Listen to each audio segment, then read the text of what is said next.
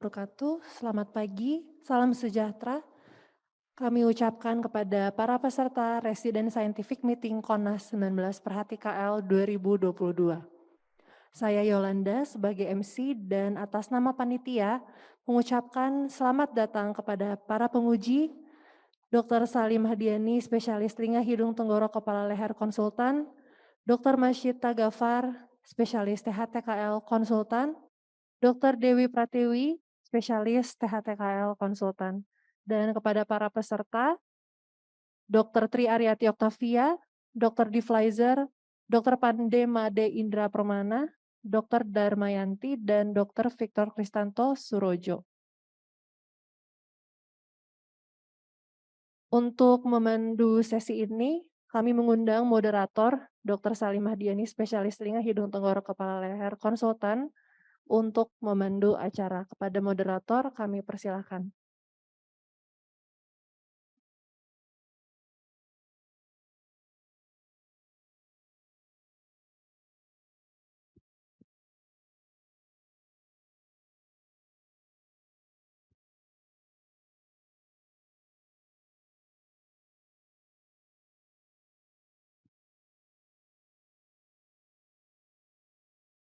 Assalamualaikum warahmatullahi wabarakatuh. Selamat pagi, salam sejahtera bagi kita semua. Salam sehat. Di pagi hari yang segar ini, kita di hari kedua KONAS akan bersama-sama mengikuti Resident Scientific Meeting untuk kategori case report bagi 5 orang PPDS, yaitu Dr. Pande Made Indra Permana, Dr. Tri Aryati Oktavia, Dr. Victor Kristanto Surojo, Dr. Darmayanti, dan Dr. Divlizer. Bersama saya sudah hadir Dr. Maisita dan Dr. Dewi Pratiwi. Kita akan memulai acara ini dengan presentasi dari setiap peserta. Jadi dari 5 orang ini nanti setiap peserta akan mendapatkan kurang lebih sebanyak 12 hingga 13 menit per peserta. Jadi presentasi 7 menit dan sisanya 5 menit akan dilakukan diskusi. Demikian. Kita mulai dengan peserta yang pertama, Dr. Pande Made Indra Premana dari Universitas Udayana. Dipersilakan untuk melakukan presentasi. Selamat pagi, saya ucapkan kepada Profesor, Doktor, dan para partisipan Kongres Nasional Perhati KL yang ke-19. Perkenalkan, nama saya Pandemade Indra Permana dari Universitas Udayana. Pada pagi hari ini, saya akan mempresentasikan laporan kasus saya yang berjudul Tuli Sensori Neural Mendadak Pasca Demam Berdarah Dengue. Tuli sensori neural mendadak merupakan kegawat daruratan di neurotologi, di mana terdapat 4.000 kasus setiap tahunnya di Amerika Serikat, di mana penyebabnya sebagian besar idiopatik. Demam berdarah dengue merupakan infeksi virus akut, di mana secara teori dikatakan mekanisme infeksi virus dan perubahan vaskular merupakan penyebab dari tuli sensori neural mendadak pasca demam berdarah dengue. Pada presentasi ini dilaporkan laporan kasus laki-laki 52 tahun dengan suku Bali datang ke Poliklinik THT pada tanggal 31 Maret 2022. Pasien mengeluh penurunan pendengaran mendadak pada kedua telinga. Dirasakan sejak 7 hari sebelumnya, keluhan muncul saat pasien dirawat inap pada hari ke-6 demam berdarah dengue. Keluhan disertai telinga berdenging, tidak ada pusing berputar. Tidak ada riwayat gangguan telinga sebelumnya, tidak ada riwayat paparan bising, riwayat kencing manis dan hipertensi disangkal. Adapun riwayat pasien, pada tanggal 20 Maret 2022, pasien dirawat inap dengan demam berdarah dengue di RSUD Singaraja setelah mengeluh demam sejak 3 hari sebelumnya. 4 hari setelah diopname pada tanggal 24 Maret 2022, pasien mulai mengeluh penurunan pendengaran pada kedua telinga. Pada hari ke-6 setelah diopname, pasien dipulangkan dan dirujuk ke RSUP Prof. Murah melalui poliklinik. Pasien tiba di poliklinik Prof. Murah pada tanggal 31 Maret 2022. Ada jeda kedatangan dikarenakan masalah transportasi. Pada pemeriksaan fisik di RSUP Prof. Murah, didapatkan tanda vital dalam batas normal, pemeriksaan telinga, hidung, dan tenggorokan dalam batas normal. Pemeriksaan Gard-Mutala didapatkan Drina positif pada kedua telinga, Weber tidak ada lateralisasi, dan Uswabah memendek pada kedua telinga. Pada pemeriksaan penunjang dilakukan pemeriksaan timpanometri, didapatkan tipe A pada kedua telinga. Pada pemeriksaan audiometri didapatkan tuli sensori neural derajat berat pada kedua telinga. Pada pemeriksaan laboratorium didapatkan dalam batas normal, pemeriksaan fototorak dalam batas normal, dan pemeriksaan EKG dalam batas normal. Pasien kami diagnosis dengan tuli sensori neural mendadak derajat berat bilateral. Kami berikan pasien terapi oksigen 2-4 liter per menit selama 15 menit setiap 6 jam. Kami berikan metilprednisolon 1x125 mg intravena dengan tapering off, mecobalamin 3x500 mikrogram intravena, dan ginkgo biloba 2x80 mg intraoral. Pada follow-up hari kelima, keluhan penurunan pendengaran dikatakan sedikit membaik, keluhan telinga berdenging dirasakan juga membaik. Pada pemeriksaan audiometri didapatkan hasil masih sama dengan tuli sensori neural derajat berat pada kedua telinga. Pada follow-up hari ke-8, keluhan penurunan pendengaran dirasakan sama, keluhan telinga berdenging sudah jarang dirasakan. Pada pemeriksaan audiometri didapatkan hasil masih sama dengan tuli sensori neural derajat berat pada kedua telinga. Pada hari ke-8, pasien dipulangkan, terapi dilanjutkan rawat jalan dengan pemberian metilprednisolon 1x16 mg, ginkgo biloba 2x80 mg, mecobalamin 3x500 mikrogram. Pasien disarankan untuk melakukan terapi hiperbarik lewat poliklinik, namun pasien menolak karena alasan biaya. Pasien disarankan kontrol 7 hari lagi. Pasien datang pada tanggal 14 April 2022 dengan keluhan penurunan pendengaran yang masih sama, tinnitus sudah jarang muncul. Pada pemeriksaan audiometri didapatkan hasil masih sama dengan tuli sensori neural derajat berat pada kedua telinga. Pasien disarankan menggunakan alat bantu dengar. Untuk diskusi, pada literatur dikatakan tuli sensori neural mendadak terjadi pada frekuensi lebih dari 30 desibel, terjadi mendadak dalam 72 jam. Biasanya unilateral, dapat disertai tinnitus dan atau vertigo. Puncak usia 50 hingga 60 tahun dan perbandingan laki-laki dan perempuan sama. Pada kasus ini didapatkan tuli sensori neural mendadak pada kedua telinga pada laki-laki usia 52 tahun, keluhan disertai dengan tinnitus. Berdasarkan literatur pemeriksaan fisik pada tuli sensori neural mendadak tidak ditemukan kelainan. Pada tes Gerputala didapatkan rina positif, fiber lateralisasi ke telinga yang sehat, dan suaba momen. Pada audiometri nada murni didapatkan tuli sensori neural. Pada timpanometri didapatkan tipe A. Hal ini sesuai dengan kasus yang kami laporkan. Menurut Chow J, teori yang mendukung terjadinya tuli sensori neural mendadak pasca demam berdarah ada dua, yaitu infeksi virus yang menyebabkan inflamasi pada koklea sehingga menyebabkan kerusakan struktur pada telinga dalam, dan perubahan vaskular yang terjadi akibat kebocoran plasma sehingga terjadi peningkatan viskositas dan penyumbatan N arteri.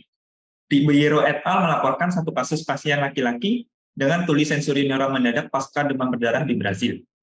Pada kasus ini diduga tuli sensori neural mendadak terjadi akibat dari mekanisme infeksi virus. Berdasarkan literatur, pemberian kortikosteroid dapat memberikan perbaikan jika diberikan dalam 2 minggu onset. Dan pemberian antiviral dikatakan tidak memiliki dampak perbaikan pada tuli sensori neural mendadak. Pada kasus ini, pemberian kortikosteroid dilakukan setelah hari ke-7 dengan metilprednisolon. Menurut Joshua T, pemberian terapi oksigen hiperbarik dapat mengembalikan defisiensi oksigen di telinga dalam dan meningkatkan tekanan parsial oksigen. Pada kasus ini diberikan oksigen intermiten dan pasien menolak dilakukan terapi hiperbarik.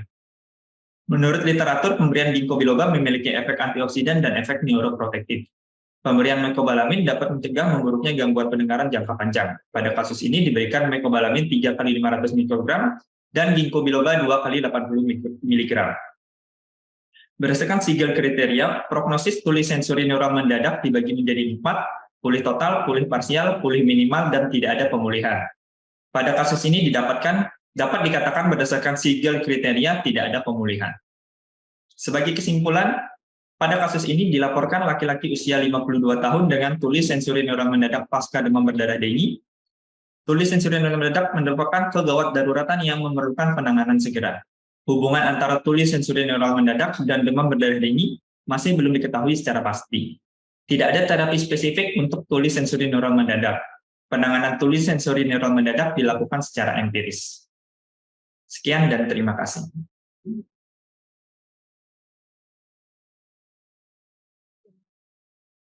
Terima kasih Dr.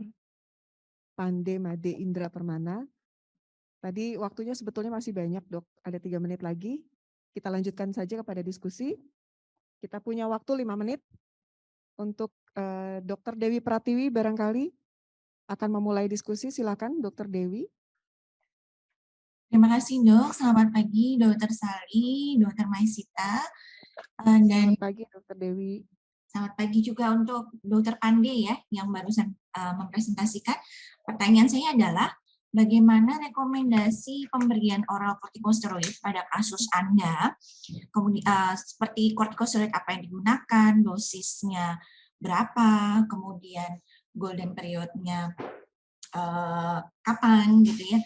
Terus kemudian juga bagaimana dengan pemberian intratimpanik steroid, apakah memungkinkan untuk diberikan pada kasus Anda? Terima kasih. Baik, terima kasih atas pertanyaannya, dokter.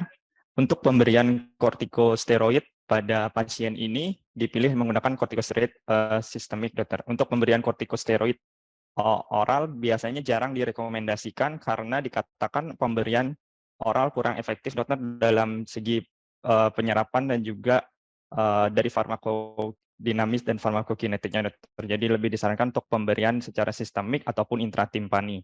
Pemberian kortikosteroid pilihan yang dapat diberikan itu bisa dengan dexamethasone 1 mg per kilogram berat badan ataupun dengan metilprednisolon dengan dosis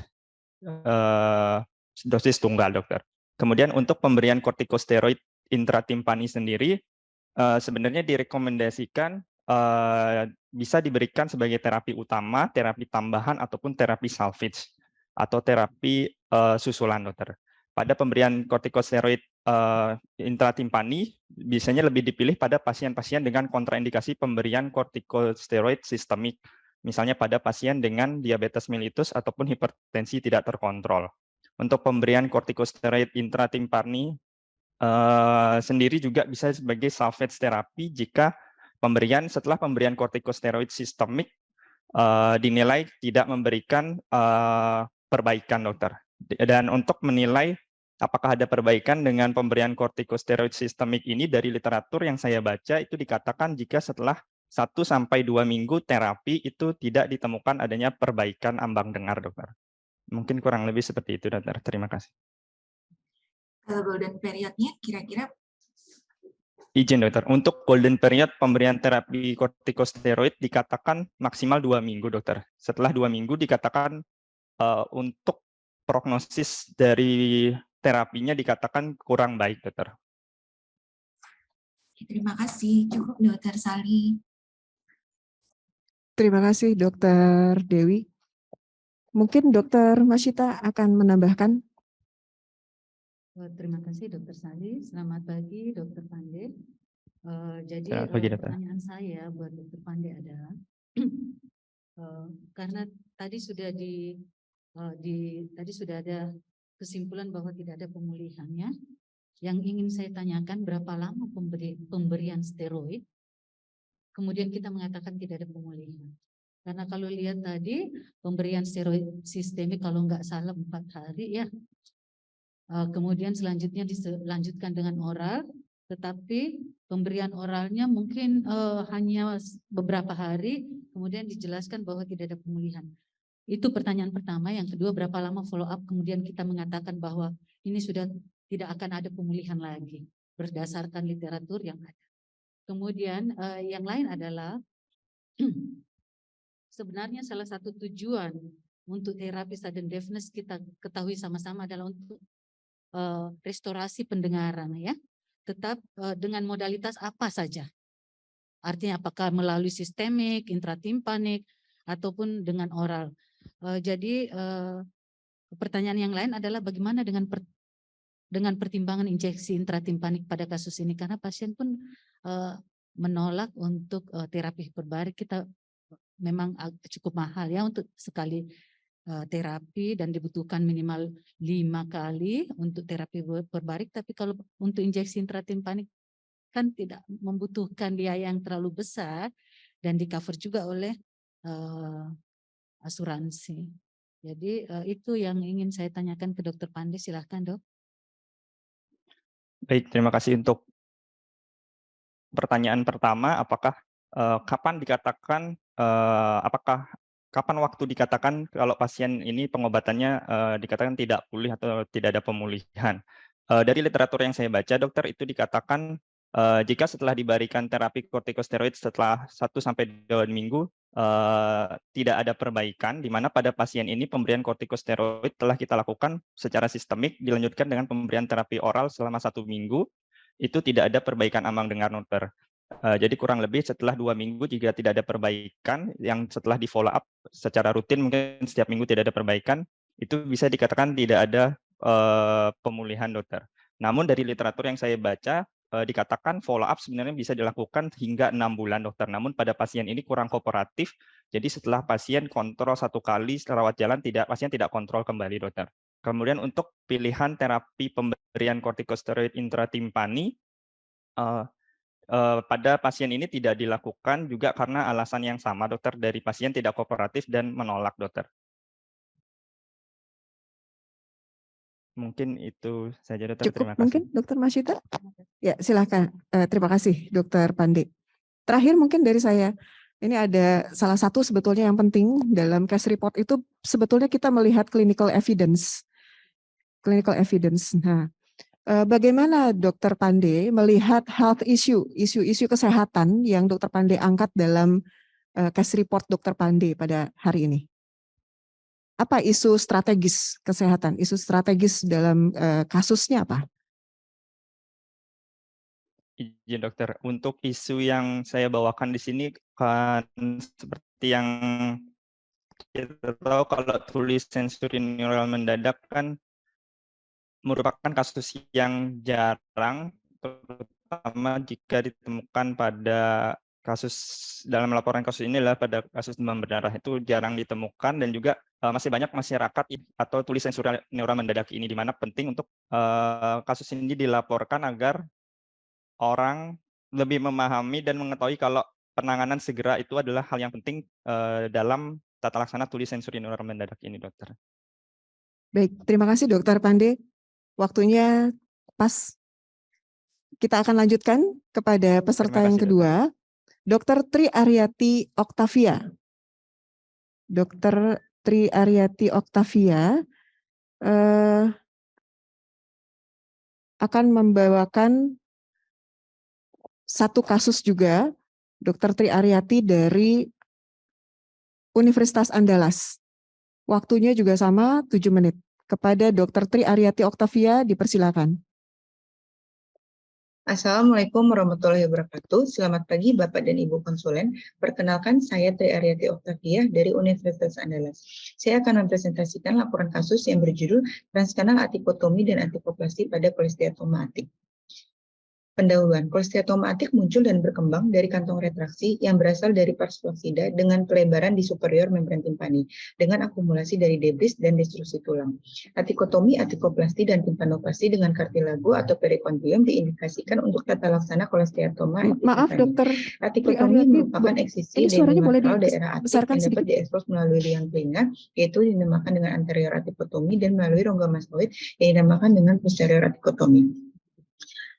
Terdapat beberapa pendekatan, yaitu transkanal, enaural, serta retroauricular.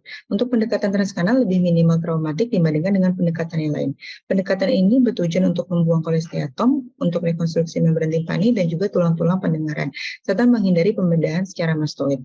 Tujuan dari laporan kasus yaitu melaporkan atikotomi atikoplasti dengan pendekatan transkanal pada tata laksana kasus kolesteatoma atik. Laporan kasus, perempuan 21 tahun datang dengan keluhan utama keluar cairan dari telinga kanan terus-menerus sejak 5 bulan yang lalu. Keluar cairan sejak 3 tahun yang lalu, hilang timbul, berwarna kuning, berbau khas, dan tidak bercampur darah. Penurunan pendengaran pada telinga kanan dirasakan sejak 3 tahun yang lalu. Tidak ada nyeri telinga, tidak ada sakit kepala, wajah mencong, penurunan kesadaran, telinga berdenging, dan juga pusing berputar. Pada pemeriksaan fisik didapatkan pada telinga kanan yang telinga lapang, sekret muka purulen, dan perforasi pada bagian atik. Telinga kiri dalam batas normal, pemeriksaan hidung dan tenggorok dalam batas normal. Pemeriksaan penala terdapat gangguan konduksi pada telinga kanan. Untuk diagnosis kerja, itu dengan OMSK auris dextra suspektif kolesteatom. Kita lakukan audiometri dan CT scan mastoid. Pada pemeriksaan audiometri didapatkan telinga kanan ambang dengar 21,25 desibel dan telinga kiri ambang dengar 15 desibel. Pada pemeriksaan CT scan didapatkan kesan mastoiditis telinga kanan dengan tanda-tanda kolesteatom. Untuk diagnosis dan manajemen, itu kita diagnosis dengan kolesteatoma atik dan kita tata laksana dengan transkanal atikotomi atikoplasti pada telinga kanan. Berikut adalah video operasi. Pasien dilakukan tindakan aseptik dan antiseptik, kemudian lakukan insisi pada bagian tragus. Kartilago pada bagian tragus digunakan sebagai rekonstruksi untuk sputum dan perikondrium digunakan sebagai rekonstruksi membran timpani. Setelah itu membrana timpani dibersihkan, tampak tulang-tulang pendengaran masih intak dan terjadi destruksi pada sputum. Kolesteatom terlihat pada atik, kemudian kolesteatom diangkat dan dilakukan pengeboran pada daerah sputum. Setelah itu dipasang graf yang tadi diambil dari cartilagotragus untuk rekonstruksi sputum dan graf untuk membran timpani dari perikondrium. Setelah itu dipasang sphingostan dengan PRP dan tampon soprato pada liang telinga. Operasi selesai. Pada follow up pasca operasi, hari pertama dan hari ketiga, di sini tidak ada keluhan, kemudian pasien dipulangkan dan kontrol kembali 4 hari kemudian. Pada follow up 5 bulan pasca operasi, tidak ada keluhan, kemudian pada pemeriksaan fisik didapatkan liang telinga lapang, membran timpani utuh, dan graf tampak baik. Pasien kontrol 1 bulan lagi. Untuk PICO, problem, itu pasien dengan antikolesteatom, kita intervensi dengan antikotomi dan antikoplasti secara transkanal dengan menggunakan mikroskopik, dengan perbandingannya penggunaan endoskopik. Untuk hasilnya, itu merupakan prosedur yang minimal invasif untuk mengeksplorasi jaringan patologi dan membuat telinga menjadi kering. Secara metode, kita ambil literatur dari 3 sumber, yaitu PubMed, Google Scholar, dan Sciendirect, dengan keyword kolesteatoma, antikotomi, dan transkanal dengan jangka waktu 10 tahun. Untuk kriteria eksklusi, di sini kasus-kasus kolesteatom tipe antikolesteatom, kemudian prosedur anterior antikotomi, dan pembedahan secara mikroskopik. Untuk eksklusi kriterianya, tipe-tipe kolesteatom yang lain, kemudian pasien yang dengan keterlibatan mastoid, dan pembedahan secara endoskopik. Dari beberapa literatur didapatkan 332 dan yang terakhir 1 kasus yang hampir menyerupai. Untuk diskusi, menegakkan diagnosis pada kolesteatoma atik ini ditegakkan berdasarkan anamnesis, pemeriksaan fisik, dan penunjang. Berdasarkan Mansur et al., OMSK ditandai dengan keluar cairan dari telinga kanan, telinga yang persisten lebih dari 2 bulan, dan perforasi membran timpani. Pada kasus pada perempuan 21 tahun dengan OMSK kolesteatoma atik telinga kanan dengan keluhan keluaran cair telinga sejak 5 bulan yang lalu, dengan pemeriksaan fisik itu terdapat sekret mukopurulen pada telinga kanan dan perforasi di bagian atik. Teori invaginasi atau kantor penetrasi, teori yang paling sering ditemukan, yaitu daerah terlemah pada membran timpani adalah pars oxida. Di sini terjadi retraksi karena adanya tekanan negatif pada kalkun timpani yang diakibatkan disfungsi dari fungsi tuba stesius yang berlangsung lama. Kemudian menghilangnya dari self cleansing dengan adanya akumulasi dari desquamasi lapisan epitel berkeratin pada membran timpani dan terbentuk keratin debris.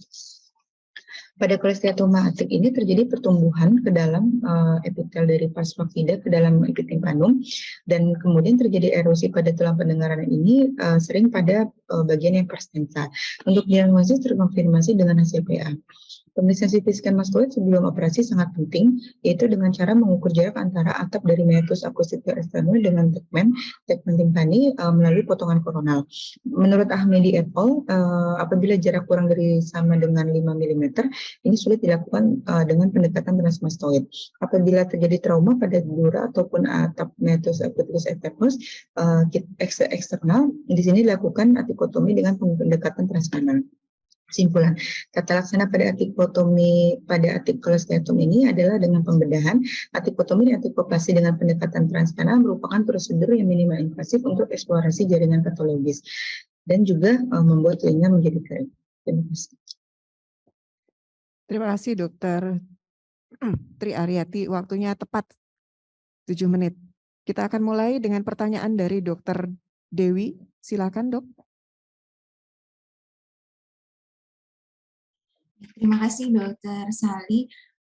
Selamat pagi Dr. Tri Aryati. Ini kasusnya adalah atikotomi dan atikoplasti ya. Jadi, oke, berdasarkan kriteria yang Anda gunakan di sini kriteria Yusun ya, middle ear kolesteatoma. Pada kasus Anda dia masuk tipe yang berapa, dan kemudian kasus kolesteatom middle ear yang seperti apa yang bisa kita lakukan pendekatan ini, yaitu atikotomi antikoplasti. Dan juga saya ingin tanyakan kesesuaian hasil dari audiogram dan tuning forknya ya. Kira-kira mungkin bisa dijelaskan interpretasinya. Terima kasih. Baik, terima kasih kepada Dokter Dewi. Izin menjawab dok. Kalau untuk daripada kasus ini hanya masih terbatas pada bagian atik dan untuk osikel-osikelnya masih utuh. Jadi kita lebih ke tipe yang pertama dok, di mana transkanal ini bisa kita lakukan untuk tipe pertama dan tipe kedua. Namun kalau sudah masuk sampai tipe 3 dan tipe 4 yang sudah ada komplikasi, itu biasanya kita lakukan atikotomi dan atikoplastinya melalui transmastoid. Kalau pada kasus ini karena tipe 1 ini makanya dipilih untuk melakukannya secara transkanal, atikotomi dan atikoplastinya dok. Kemudian untuk dari ambang dengar, audiometri pada telinga kanan memang belum dikatakan sebagai tuli konduktif dok, karena ambang dengarnya masih 21,25. Namun itu sudah terdapat gap dok antara ambang dengar, terdapat perbedaan ataupun gap lebih dari 10 desibel pada dua frekuensi yang berturut-turut. Jadi kita curiga memang sudah ada gangguan konduksi. Kalau pada dari penalanya itu masih di sini ringnya memang masih positif dok, karena dari audiometrinya itu ambang dengarnya dengan di bawah 30 desibel. Namun kalau kita lihat dari definisi gap itu dok, pada audiometri sudah terlihat adanya gap yang dari dua frekuensi berturut-turut lebih dari 10 desibel. Terima kasih dok. Kasus Anda telinga kanan ya? Ya, telinga kanan dok. Berarti yang tercantum di naskahnya mungkin keliru ya, karena hasil tuning forknya negatif ya? Iya, maaf dok, yang telinga kanan dok ya. Yang tuning forknya harusnya masih positif itu dok. Oke. Salah ini dok ya. Oke, terima kasih Dokter Sali. Ya, terima kasih Dokter Dewi. Selanjutnya Dokter Masita silakan.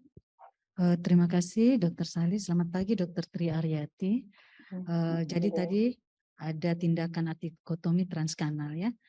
Pertanyaan saya adalah hal apa yang penting menjadi perhatian kita pada tindakan operasi kolesteatoma dan bagaimana atau berdasarkan apa kita menentukan pilihan approach-nya. Itu kemudian apa follow up yang penting untuk kasus seperti ini yang kita lakukan tindakan transkanal. Terima kasih. Ya, terima kasih dok. Izin menjawab dok. Kalau untuk tindakan ini untuk kita memilih pendekatan secara transkanal ini karena tadi kita lihat tadi berdasarkan dari pemeriksaan fisik terdapatnya adanya perforasi pada membran timpani pada bagian atiknya dok. Kemudian kita lihat juga dari pemeriksaan CT scan yang tadi sudah dijelaskan juga ada pengukuran antara tegmen timpani dan juga dari atap dari meatus acusticus externus tadi dok. Itu kita ukur kalau memang dia jaraknya sempit, itu kita untuk melakukan secara transmastoid itu ada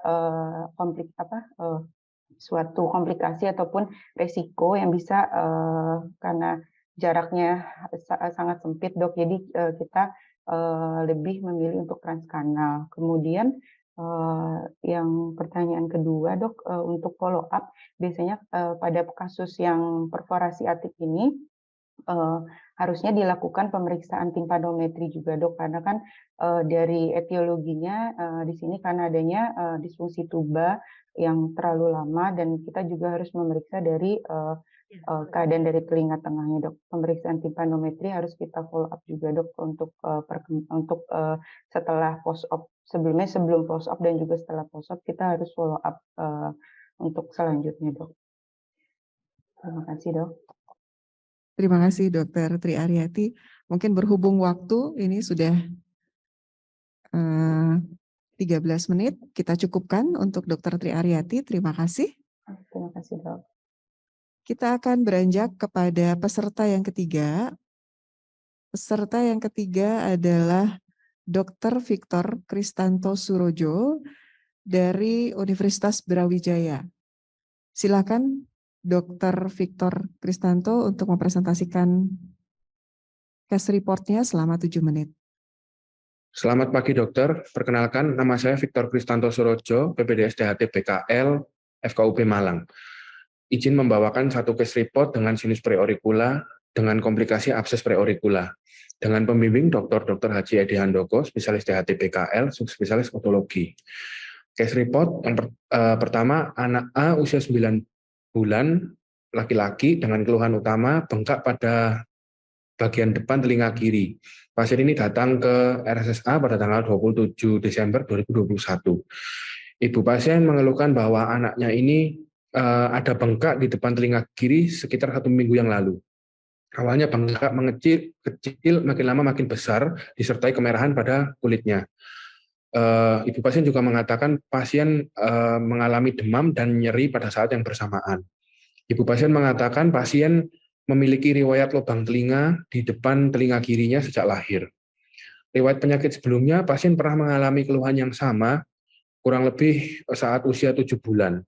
Namun keluhan tersebut sudah ditangani oleh dokter umum dengan pemberian antibiotik dan tidak ada keluhan lagi.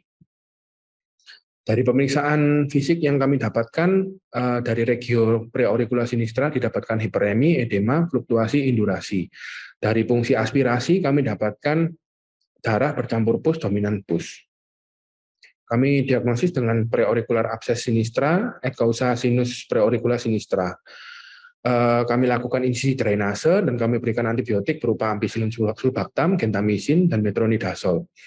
Kami lakukan swab kultur dengan hasil Staphylococcus aureus dan Proteus mirabilis. Ini pada hari pertama kami lakukan insisi drainase dengan hasil minimal pus, namun hiperemi masih banyak. Ini hari ketiga setelah insisi drainase, tidak ada produksi pus, hiperemi dan edema sudah minimal.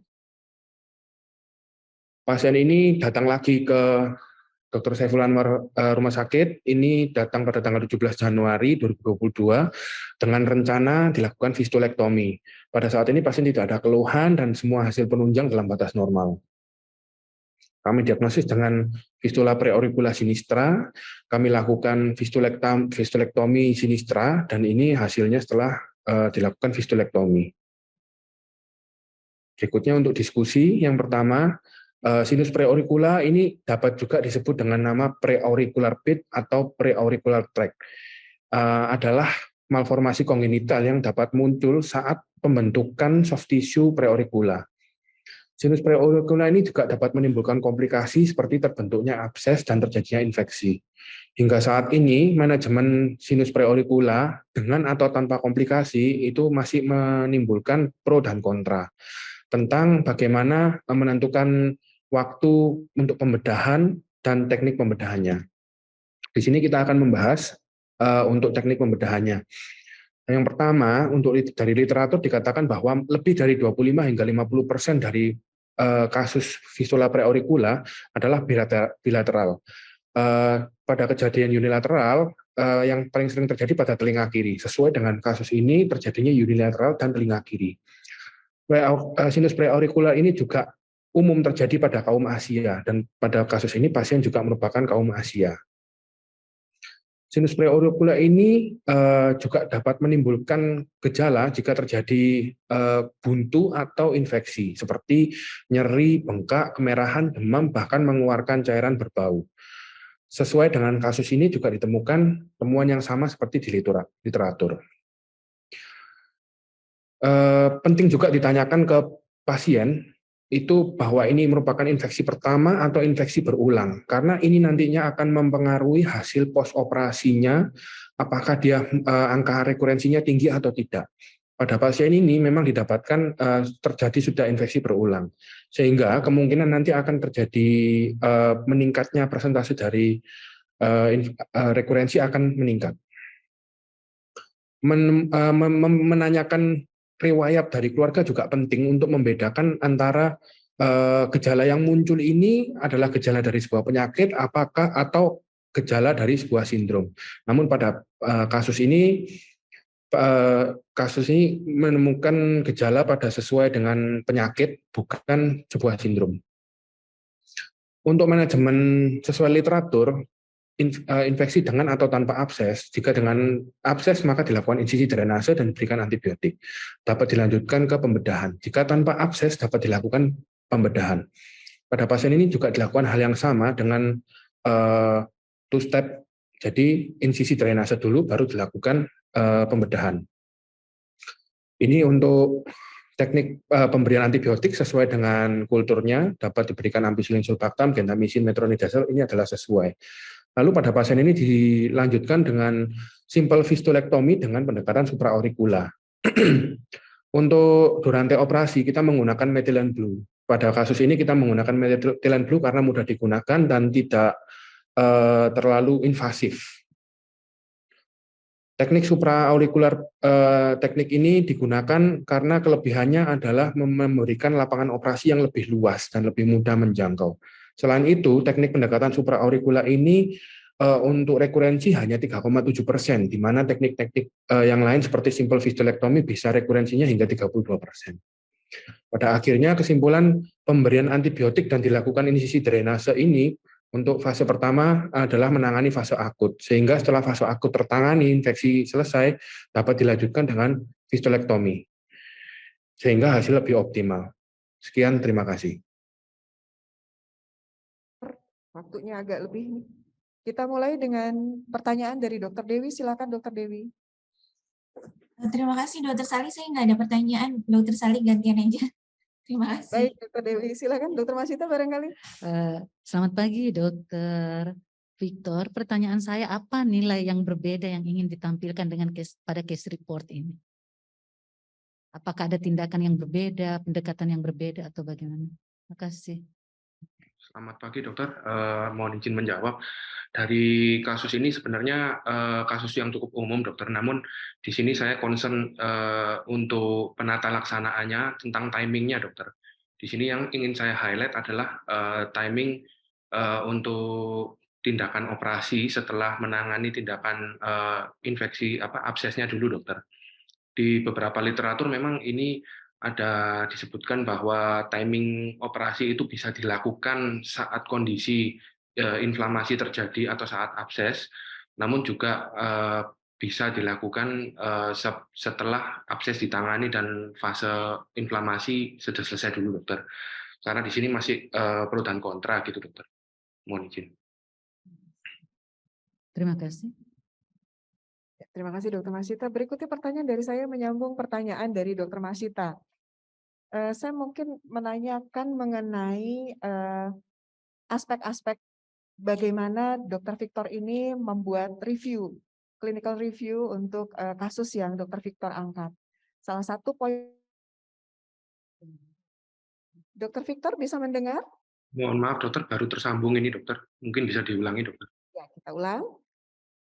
Salah satu aspek penting dalam clinical review itu adalah adanya komparasi atau pembanding dari referensi yang kita cari.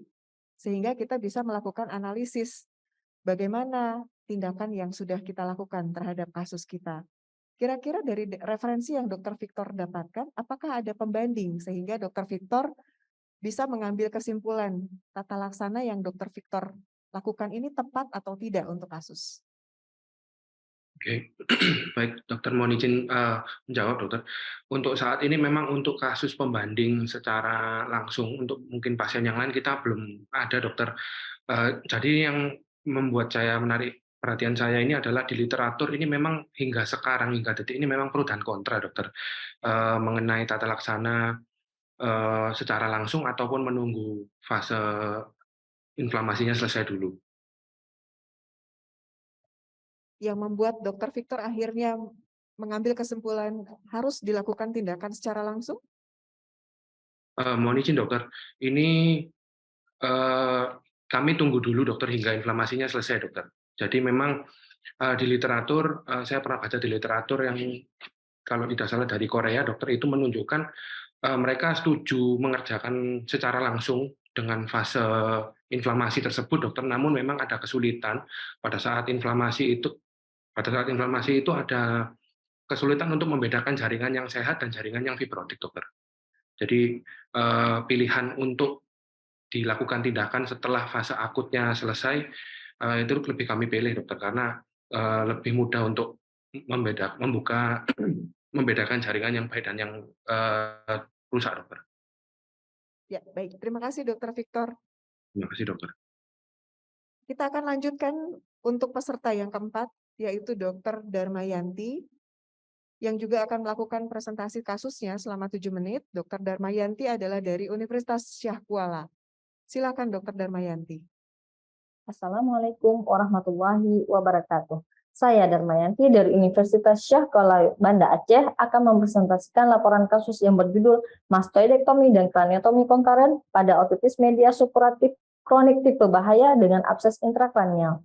Otitis media supuratif kronik atau MSK adalah drainase persisten dari telinga tengah dengan perforasi dan sekret dari telinga selama lebih dari 2 bulan dengan atau tanpa kolesteatom. OMSK dibagi 2, yaitu tipe aman dan tipe bahaya.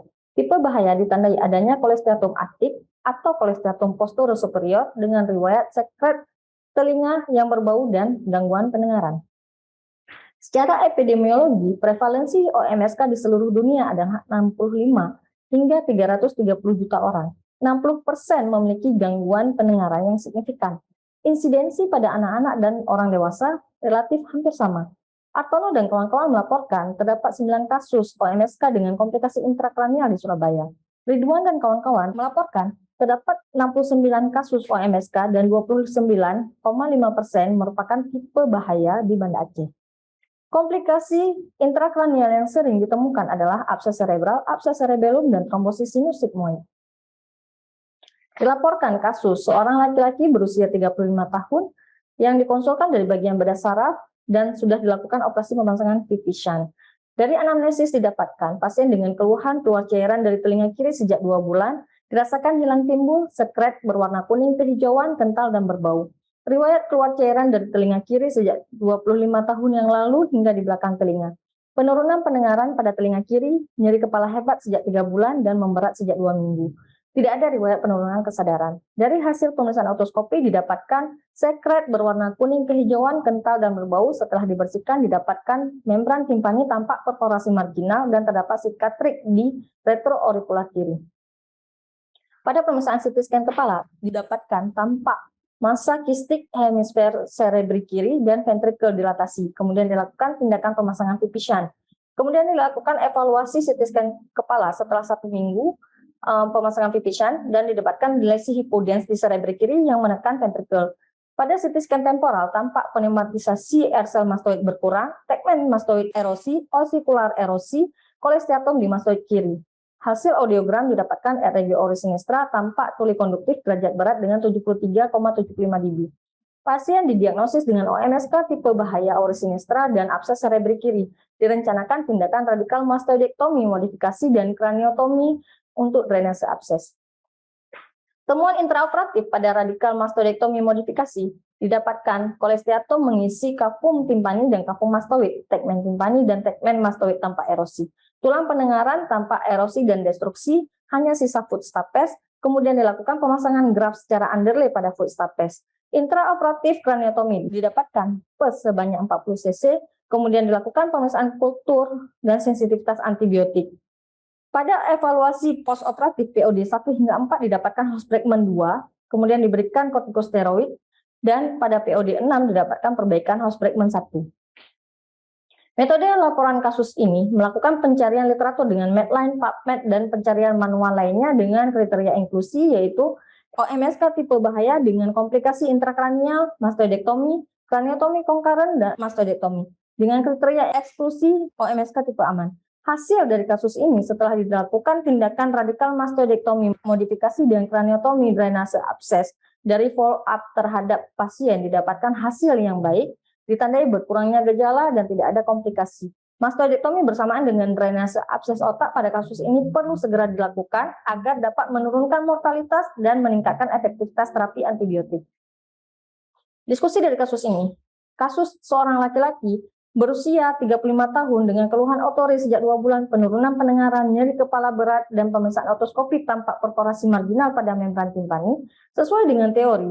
Kasus sering ditemukan pada usia di bawah 40 tahun, laki-laki lebih sering daripada perempuan, dan otitis media supuratif kronik atau OMSK merupakan peradangan kronik pada telinga tengah dan rongga mastoid, disertai keluarnya cairan telinga yang berulang melalui membran timpani yang perforasi lebih dari 2 bulan.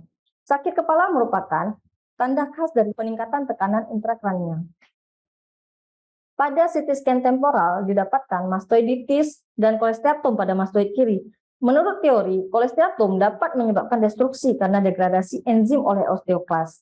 CT scan kepala didapatkan adanya massa kistik di cerebri kiri dan dilatasi ventrikel dan tampak lesi hipodens dengan sangkaan abses yang meluas ke cerebral kiri dan menutupi ventrikel. Berdasarkan teori, CT scan merupakan gold standar untuk menentukan lokasi dan juga perluasan abses. Temuan intraoperatif didapatkan kolesteatum yang mengisi kapum mastoid dan kapum timpani. Tegmen mastoid dan tegmen timpani erosi dan kerusakan ossifter pendengaran. Hal ini sesuai dengan teori di mana erosi tegmen dapat terjadi akibat demineralisasi selama infeksi akut dan resorpsi berikutnya. Infeksi juga dapat menyebar melalui tromboflebitis vena di tulang dan dura sehingga menyebabkan abses cerebri. Pasien kemudian dilakukan tindakan radikal mastoidektomi, modifikasi dan kraniotomi drainase abses. Sesuai dengan teori, kombinasi kraniotomi terapi medis dan drainase abses dapat menurunkan tekanan intrakranial. Mastoidektomi segera dalam waktu 24 hingga 48 jam concurrent dengan drainase abses dapat mengurangi mortalitas dan meningkatkan efektivitas terapi antibiotik. Pada evaluasi postoperatif terdapat perbaikan House-Bregman dari House-Bregman 2 ke 1 setelah mendapat kortikosteroid. Sesuai dengan teori, prognosis paresis nervus facialis baik jika paresis incomplete. Pemberian terapi steroid pasca operasi dapat membantu pemulihan pada kasus paresis nervus facialis dengan skala House-Bregman 1-2. Kesimpulan, yang pertama, tindakan concurrent mastoidektomi dengan kraniotomi abses yang diikuti dengan antibiotik yang memadai memberikan hasil yang baik. Yang kedua, edukasi dan tata laksana awal yang tepat penting untuk keberhasilan pengobatan dan pencegahan komplikasi. Terima kasih. Assalamualaikum warahmatullahi wabarakatuh.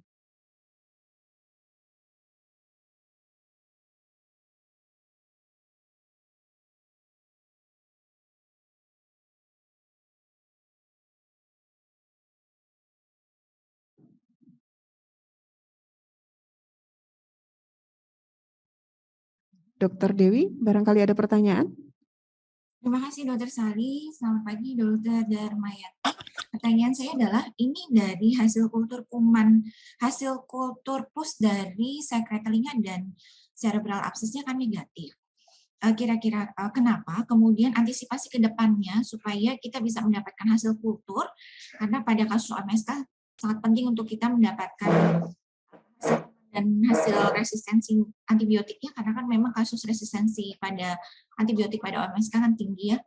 Kemudian evidence yang mendukung konkuren mastoidektomi dan kraniotomi ini apakah Anda cantumkan di berdasarkan hasil telusur bukti ilmiah Anda, mungkin bisa dijelaskan. Terima kasih. Baik dokter, terima kasih banyak dokter atas pertanyaannya. Izin menjawab. Dari hasil kultur yang didapatkan pada kasus ini, didapatkan tidak ada pertumbuhan kuman. Hal ini diduga karena pasien sudah duluan mendapat terapi antibiotik sebelumnya, sebelum tindakan dokter. Selama 1 minggu sebelum tindakan sudah duluan dilakukan Vipishan. Kemudian dilakukan tindakan drainase abses, kraniotomi drainase abses adalah setelah 1 minggu dirawat dari bagian lain. Kemudian pada saat kita lakukan fungsi aspirasi dari intraoperatif didapatkan hasil kultur negatif dokter.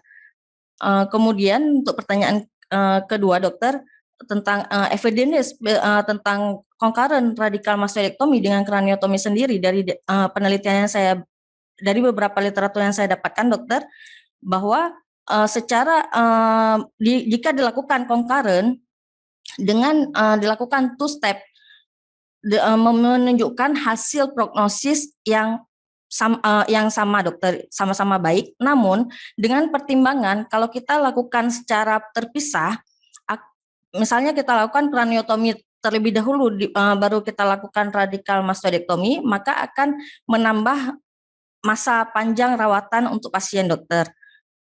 Terima kasih dokter. Terima kasih.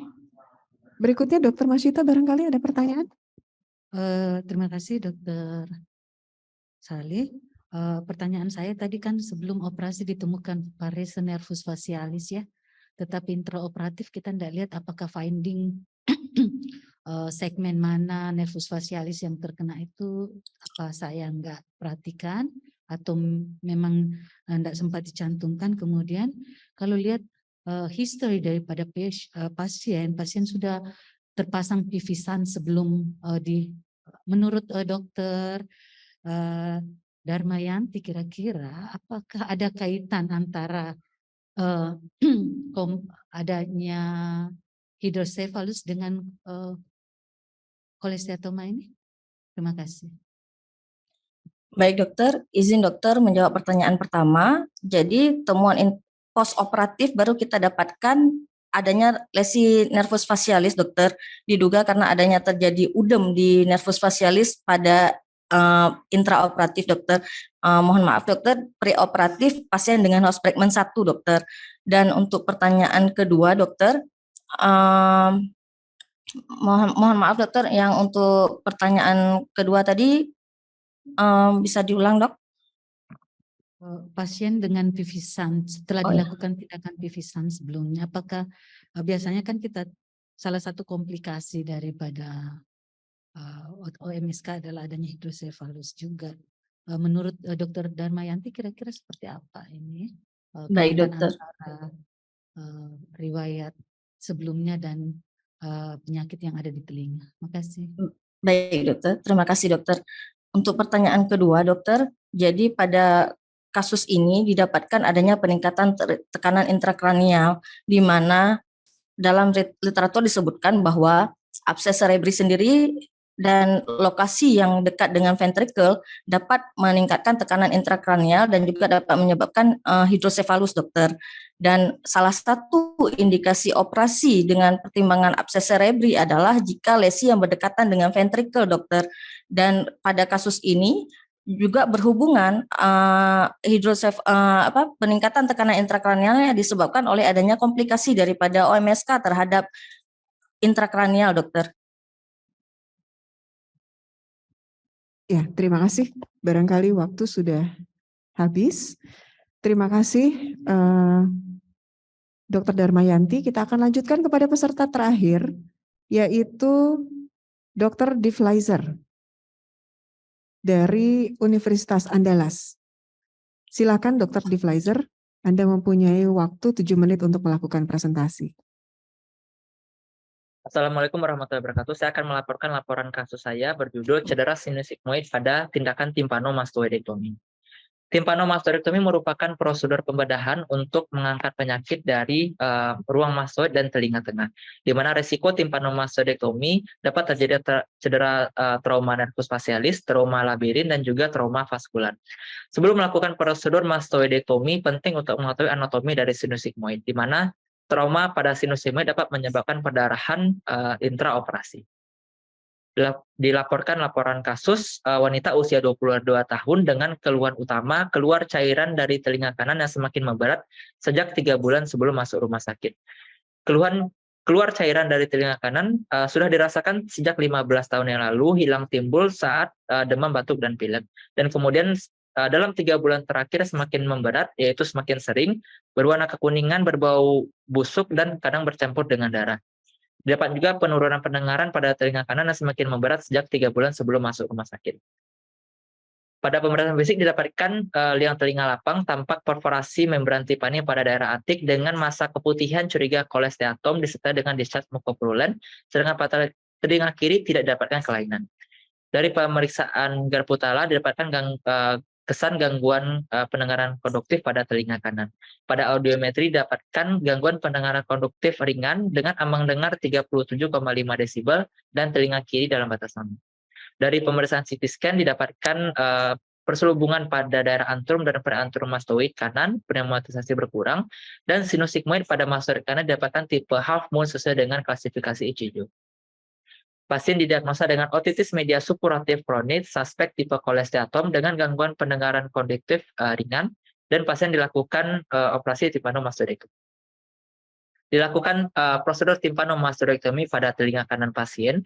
Saat melakukan pengeboran pada mastoid, tampak warna kebiruan yang curigai sinus sigmoid yang terletak dekat dengan liang telinga, dinding liang telinga posterior, sehingga mempersempit rongga atau kavum mastoid. Sehingga dilakukan perendahan dinding liang telinga posterior untuk mencari antrum. Setelah antrum didapatkan, dilakukan pelebaran dari antrum untuk mencapai kavum mastoid. Kemudian di saat melakukan pelebaran dari tulang di sekitar antrum, tiba-tiba terdapat perdarahan yang berasal dari sinus sigmoid. Perdarahan diatasi sementara dengan menggunakan jari, sembari mengevaluasi lubang yang terbentuk akibat cedera, di mana lubang yang terbentuk kurang lebih berukuran 1 mm dan masih terdapat tulang di sekitarnya. Kemudian lubang ditutup menggunakan bone wax, dampak perdarahan teratasi dan operasi dapat dilanjutkan kembali. Perubuhan dinding liang telinga posterior dilanjutkan sampai selesai.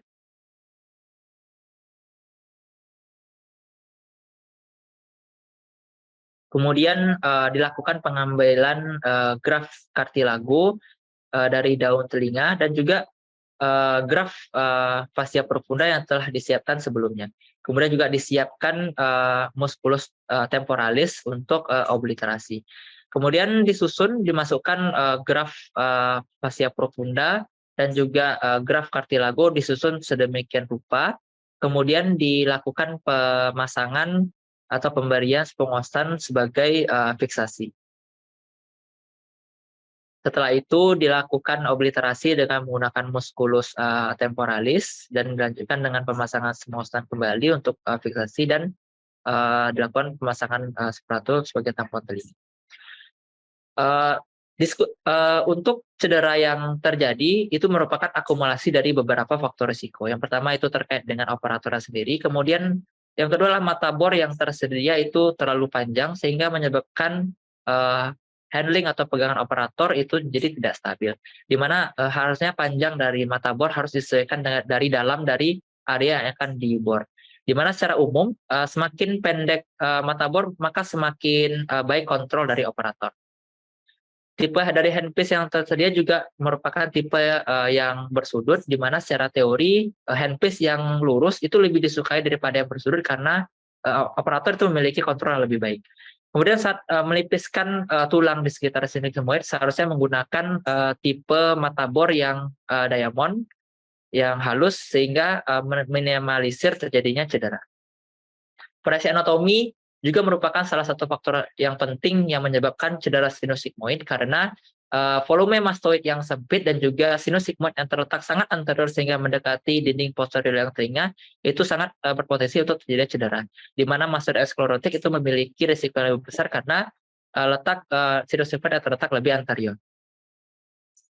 Tindakan-tindakan pencegahan harus dilakukan dengan mengevaluasi berbagai faktor risiko yang telah disebutkan sebelumnya, dan variasi anatomi harus dievaluasi dengan baik sebelum melakukan operasi. Di mana HRCT merupakan pilihan untuk pada kasus-kasus seperti ini. Sinus sigmoid jika terjadi cedera, maka tindakan segera adalah dengan menampon menggunakan jari pada lubang yang terbentuk. Kemudian jika masih ada tulang di sekitarnya, bone wax dapat digunakan secara efektif. Bone wax itu akan menciptakan hemostasis pada permukaan tulang dengan memberikan efek tampon dan juga menghentikan aliran perdarahan. Dan juga bone wax dapat digunakan karena ketersediaan yang luas dan efek hemostatik yang segera dan efek samping yang minimal. Jadi cedera sinus sigmoid itu dapat disebabkan oleh berbagai variasi dari anatomi sinus sigmoid dan pemakaian alat-alat yang tidak sesuai dan operator. Dan operator harus memahami teknik yang untuk mengontrol perdarahan dan juga harus mempersiapkan sebaik mungkin sebelum operasi. Terima kasih. Kasus yang menarik. Baik, kita akan mulai diskusi dengan pertanyaan pertama dari Dr. Dewi. Silakan Dr. Dewi. Terima kasih dok. Pertanyaan saya pertama, pada kasus sinus sigmoid yang anteriorly displaced seperti pada kasus Anda ini, salah satu hal yang bisa menyebabkan cedera adalah penggunaan bor. Ketika Anda menggunakan bor, kira-kira Anda memilih menggunakan bor cutting atau diamond ukuran besar atau kecil ketika mendekati daerah sinus sigmoid. Kemudian pertanyaan kedua, dalam evidence based case report ini kan ada comparison-nya. Nah, berdasarkan hasil telusur bukti ilmiah yang Anda lakukan sebagai pembanding dari bone wax yang bisa kita material yang bisa kita gunakan untuk mengatasi cedera pada sinus sigmoid yang dengan outcome yang hasilnya baik, kira-kira apa? Terima kasih. Baik dok, terima kasih dok atas pertanyaannya. Izin menjawab dok, untuk kasus ini, untuk penggunaan bor, di mana kan secara umum ada 2 jenis dok, ada penggunaan bor cutting dan diamond. Dan seharusnya dok untuk mencegah untuk terjadi cedera, maka sebaiknya kita menggunakan bor diamond, karena bor diamond itu bersifat lebih halus pengeborannya dan dapat mencegah cedera struktur-struktur vital dok.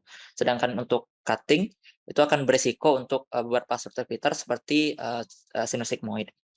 Kemudian untuk pembanding untuk penggunaan bone wax, memang yang untuk saya dapat untuk secara literatur, yang saya dapat adalah bone wax yang berasal dari zat lebah, dok, di mana zat ini itu sifatnya inert dan tidak menyebabkan reaksi dok.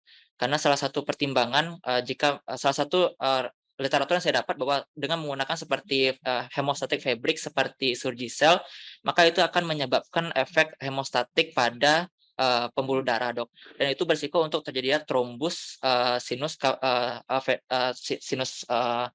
sigmoid dok. Sementara kalau misalnya bone wax itu sifatnya tidak akan menyebabkan kaskade untuk terjadinya pembekuan, sehingga itu lebih aman untuk kemungkinan terjadinya trombus dok. Ya, baik, terima kasih. Mungkin satu pertanyaan lagi karena waktu sudah. Dokter Sali aja. Ya, terima kasih. Memang masalah komparasi mungkin yang tadi belum muncul sudah disinggung juga oleh Dokter Dewi. Saya ingin mencoba kembali mengenai tadi Dokter Devleiser menjelaskan mengenai panjang mata bor. Karena panjang mata bor yang tidak sesuai itu sehingga menyebabkan injury atau trauma. Apa hubungannya antara panjang mata bor dengan trauma yang tadi terjadi? Lalu yang kedua, dari CT scan kita sudah dapat melihat bahwa sinus sigmoid itu lokasinya anterior. Apa sebetulnya antisipasi yang Dr. Devleiser lakukan sehingga kasus traumanya ini masih muncul? Silakan dok, mungkin bisa dijawab dengan singkat. Baik dok, terima kasih dok. Untuk terkait dengan panjang mata bor yang dimaksud dok, ini salah satu pesannya adalah bagaimana untuk mempersiapkan alat-alat sebelum operasi sebaik mungkin dok. Sementara di tempat kami itu panjang mata bor cukup panjang dok, sangat panjang. Dan saya sudah menjelaskan bahwa secara teori memang dok semakin pendek bor maka akan semakin baik handling dari operator dok. Sementara pada tempat kami itu sangat panjang sehingga menyulitkan operator untuk menstabilkan saat membor. Kemudian untuk yang kedua dok, memang setelah dari CT scan memang sudah dapatkan klasifikasi dok, itu merupakan sinus sigmoidnya sudah cukup anterior. Salah satu memang untuk awalnya memang karena klasifikasi 2 itu tidak terlalu ini dok, tidak terlalu dipermasalahkan awalnya memang, namun saat operasi ternyata jaraknya ternyata sangat sempit sehingga memang ini merupakan salah satu pesan bahwa memang antara CT scan dan kadang dengan variasi anatomi itu kadang tidak terlalu cocok sehingga memang interoperatif pun kita harus persiapkan dok. Terima kasih dok. Ya, baik. Terima kasih Dr. Devleiser. Mungkin Dr. Devleiser dengan statement yang terakhir tadi menutup acara kita untuk case report presiden pada pagi hari ini. Saya ucapkan terima kasih kepada seluruh reviewer, Dr. Masita, Dr. Dewi Pratiwi, lalu kelima peserta.